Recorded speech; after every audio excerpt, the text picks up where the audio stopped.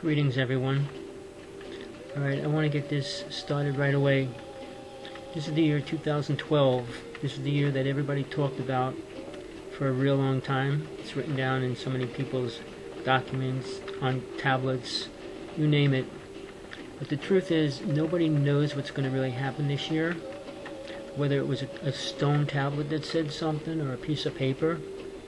They only have ideas, and it's only residue of what could be real. Let's start with, okay, the prophecies are the end of the world. A lot of things can happen in that time. During that, which means earthquakes, tornadoes, tsunamis, solar flares, things that could affect the planet in every which way and cause mass destruction. We got tons of viruses and diseases spreading rapidly. We got the world being sprayed by chemicals by our government and every other government. Alright, they're putting chemicals in everything that we eat. And now with the newest engineering in DNA is creating creatures and food. We're in trouble. Now, we have the great people out there channeling great angels and deities and aliens. Alright, this is what I'm putting forth right now for the world to hear. We have 1 year. It's about 302 days left before the date of the final date of prophecy is supposed to happen. Now, if nothing happens between now and then, that must mean everybody that's doing the psychic healings, readings, and all these other things are pointed out of somewhere, but it's not really where it's being pulled out of.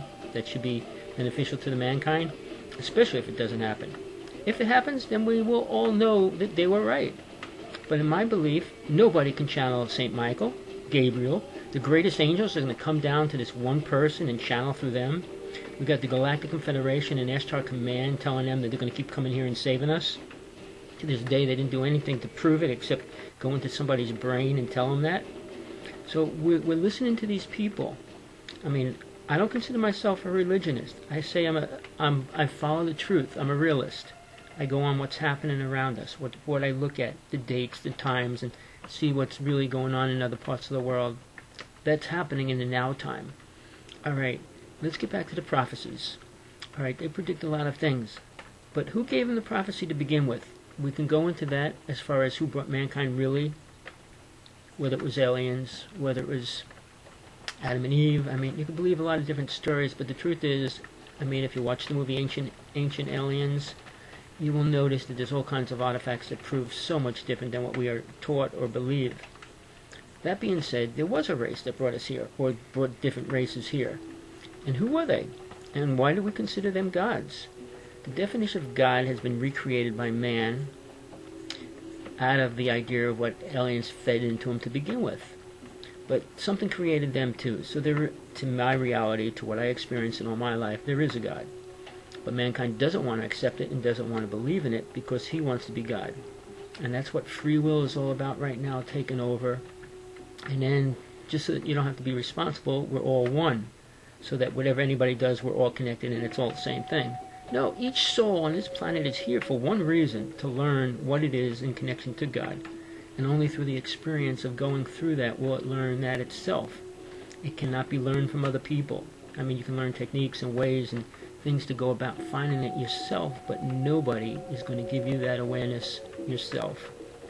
And if you don't experience that, you are trapped in what I call the wheel of reincarnation, which means you'll reincarnate over and over again without any awareness of your past reincarnations. And each one helps you take another step forward. And there comes a time when your reincarnations all manifest in your consciousness and you're aware of almost everything you have ever experienced. And then you could start to rise out of this lower realm, which I call hell, planet Earth, which everybody calls the bliss and beautiful place. In the spiritual worlds, when you start to leave your body, which everybody has to learn to do in a very short time, if they want to be aware what happens when they die, and aware what they're going to do when they die, what's going to happen afterwards. Rather than belief. Belief is believing in the fairy godmother, Superman and Santa Claus. Experience means an out-of-body experience, leaving your body, seeing it there while it's just laying there, while you're capable of doing things. That's only the starting point of experiencing yourself as true soul. Now, let's get back to these people that are channeling all these aliens and angels. All they channel, all they say is, we're going to be okay, they're going to protect us. Why, out of all these years, 35,000 years, that all of a sudden they're here to help us and going to make us smarter, spiritual, connect us all together. Mankind has been moving so far away from that over the past 200 years.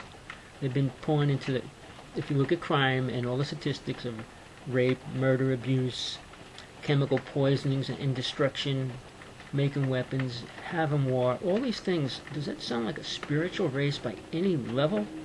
And everybody wants to live in this fantasy world that everything's beautiful right now and it's only going to get better. Is that because they're in the majority or the minority? The few rich people that live on this planet, the 9% or less. They're not in the 90% where they're starving and can't get their meals or anything. They're in the other percent. So when they say bliss, yeah, because they got a roof over their head. They got a refrigerator where they can go in there and take food out whenever they want. They get in their beautiful car and drive wherever they want to go. So we're at a place where these people are putting this false idea into everybody's consciousness that's listening. Basically, it's people that have money because they always charge money to go to these seminars, to listen, to hear, to find out how you can become spiritual or why you're going to be spiritual in this year.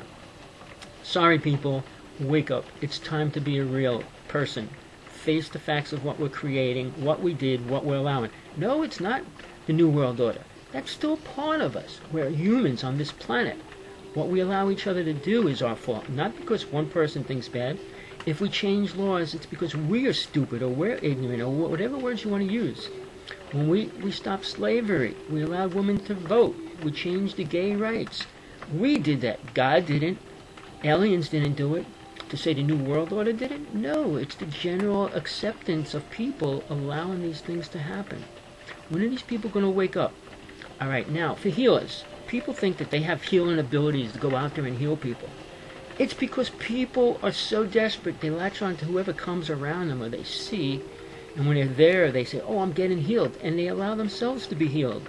Nobody is God on this planet. They may think they are or part of it, but if you were part of God, raise a mountain, change the ocean into blood, do anything, but prove it to me, to you, to the world. You can't, because there's nobody on this planet. Yeah, they might be able to levitate a penny somewhere on this planet, but as far as levitating a car and a house or anything really important to show the gifts that you supposedly have, not happening. So why am I going through this? Because we don't have much time to wake up, to get in touch with who we are. Because I do believe in aliens. I saw one, I saw ships, I was close to ships, and I've been involved with weird kind of creatures, you name it. They're all real. Demons are real. I work with people that were possessed, implanted, you name it. It's all real, but how is it going to help mankind move forward? It isn't. Wake up, because we allowed this mass murdering spree to go on forever. We're allowing the conditioning of our government, even though we say we don't. But who's going to go out there and vote for Ron Paul? Nobody. Nobody important, because they want their money, they want their control, and they want what's going down on this planet. So when are the people going to wake up? I mean, if you want to change things or expect things to change, you don't wave magic dust in the air, because that doesn't do a thing. If you get out there and vote, get out there and boycott things, stand up. Sure, you could be put in jail, you could be shot, anything could happen. But free will, being to live in the space that you want to be in, not somebody else's. Just like the white people came in here, and the British and the Spanish, I should say, came in here and slaughtered the native people and took over all their land. Are they going to give that back to the native people because they're so spiritual now? No, they're not. Are they going to do anything for them? No, they're destroying them as of we speak right now. So, you sit there looking pretty, saying everything's beautiful, all these angels are around you, protecting you and guiding you. Go into Tibet. Watch what's happened to the Tibetan people that pray and have their gods, deities around them. It's a matter of being active. I mean, it's better to go down fighting for what you believe in than to go down fighting for what somebody else does. Alright, this is part 1. Alright, I'm going to do 3 parts to this video. And I hope you listen to all 3, because otherwise you're just going to be pulled into the stupid imaginary delusion and illusions that are happening on this planet that everything is okay. It is not. You can believe what you want, but go around the world and you will see that you're living in a lie. Thank you for listening.